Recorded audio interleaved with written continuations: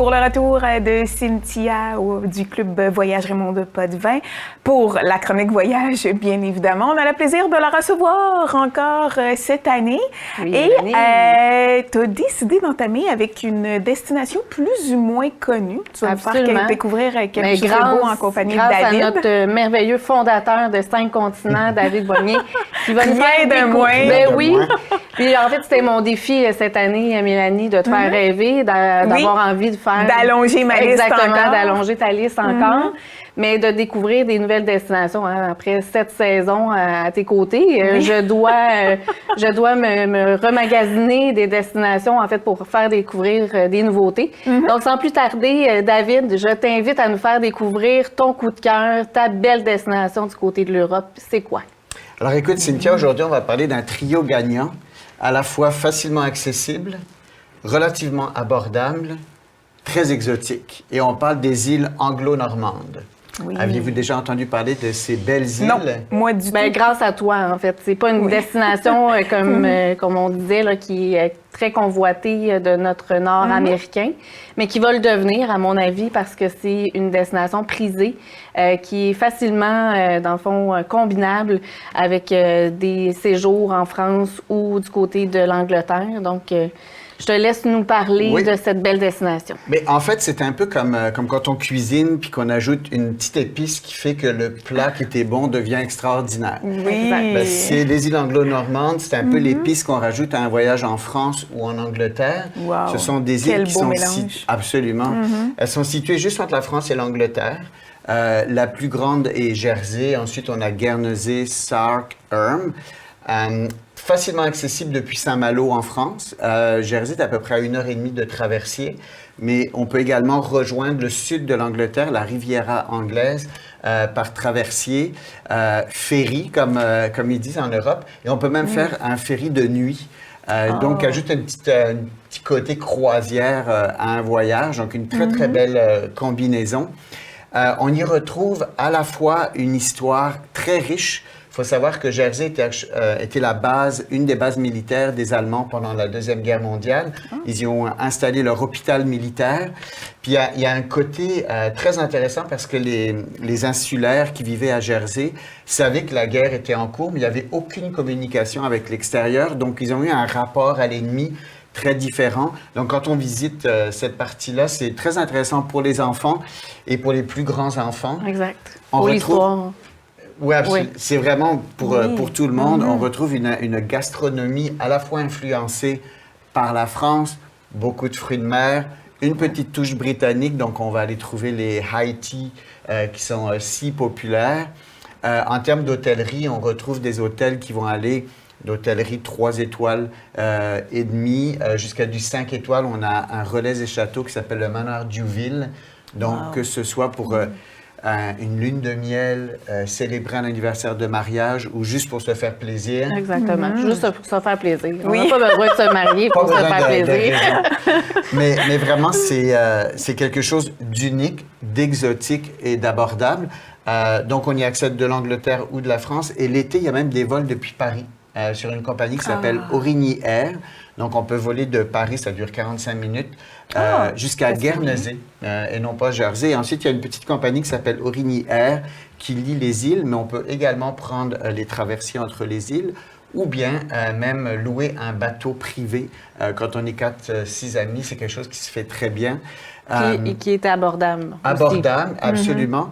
Puis, si jamais on a toujours eu l'envie de conduire à gauche dans notre vie, mais qu'on n'a jamais eu le guts... Ça serait bon, là, ta conduite à gauche. C'est un bon moment dans ta vie. C'est un bon endroit où le pratiquer. Les gens qui font du hiking également, sachez qu'il y a des montagnes à perte de vue. En fait, c'est vraiment à flanc de falaise. Oui. On voyait un petit peu un extrait, je crois, dans la belle vidéo là, qui joue à l'arrière de nous. Ah, bien là, justement, on vient de la passer. Était bon, voilà. J'ai fait c'est magnifique. Certaines de mes plus belles hikes sur les îles anglo-normandes. Puis pour ceux qui se disent ah, mais moi, j'aime ça que ça bouge le soir. Sachez qu'il y a un nightlife à Saint-Hélier, qui est la capitale de Jersey, qui est vraiment... Très animé. Qui rougit pas de ce qui se passe ailleurs. On retrouve une vie nocturne très intéressante. C'est aussi une des destinations qui sont extrêmement sécuritaires. c'est important. Donc, c'est très important en famille. Une autre particularité, c'est que pour se déplacer sur l'île de Jersey, ils ont un système où on va utiliser l'autobus local. Il y a une petite application, ça coûte 3 fois rien. Et on va voir les autobus se déplacer sur l'île et on va mettre, je vais aller de là à là, ça va nous donner quel autobus prendre. Donc, ils ont fait du système. C'est un bon repérage qu'ils ont fait. Et puis, ça sauve beaucoup d'argent. Ça se permet vraiment de se rendre partout, que ce soit dans des endroits plus retirés de l'île ou dans les endroits plus fréquentés. Sachez aussi qu'au départ de Londres et d'autres villes de l'Angleterre, il y a beaucoup de vols vers Jersey qu'à un aéroport. Il y a même, pour ceux qui feraient des croisières qui se termineraient à Southampton, dans le sud de l'Angleterre, sachez qu'il y a un vol de Southampton à Saint-Hélier, donc Jersey. Je pense que ça dure 15 minutes. Wow. Tu sais, des fois, on cherche à... Une petite combinaison différente. Totalement, exactement. Ça, c'est plaisant. Nous, on aime ça, en fait, arriver avec des belles combinaisons comme ça que les gens ne connaissent pas du tout, puis ils vont découvrir une destination merveilleuse.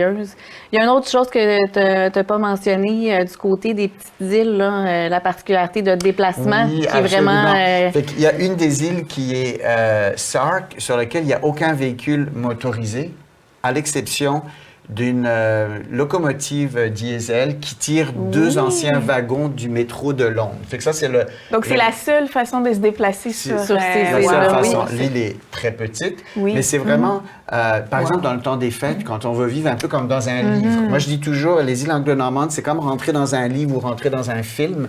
On s'en va là, il y a les magnifiques décorations de Noël. On est avec les insulaires. On vit vraiment un moment vraiment privilégié.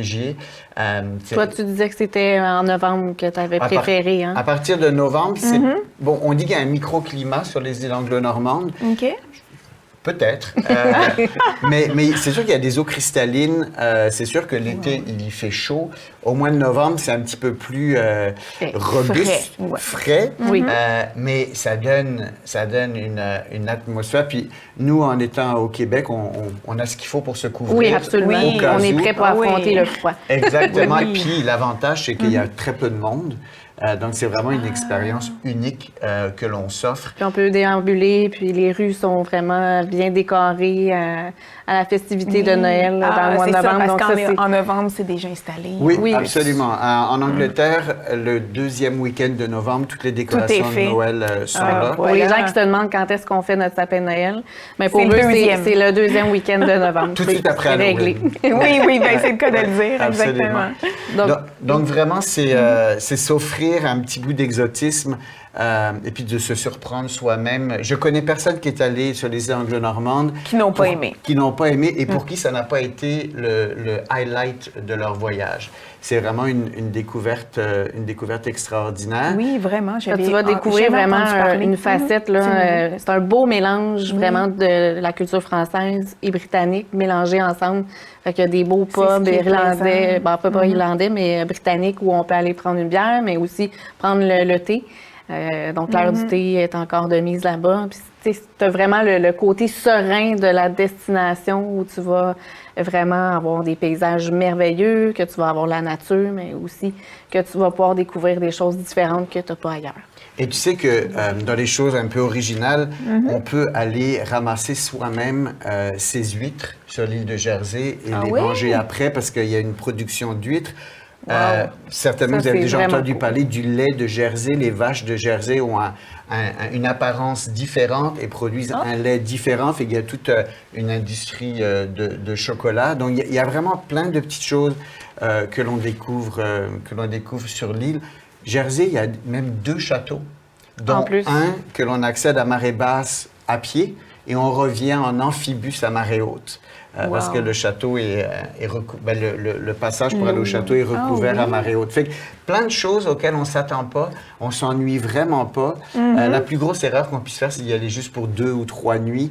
Moi, je dis qu'un bon 4-5 nuits pour bien s'imprégner puis bien vivre la destination. Pour avoir le temps aussi de faire le tour des différentes îles. Absolument. Ça nous donne le temps aussi, 4-5 jours. Puis d'y aller plus décontracté, moins en mode de... Souvent, quand on fait des circuits ou des croisières, on est tout le temps sur le go.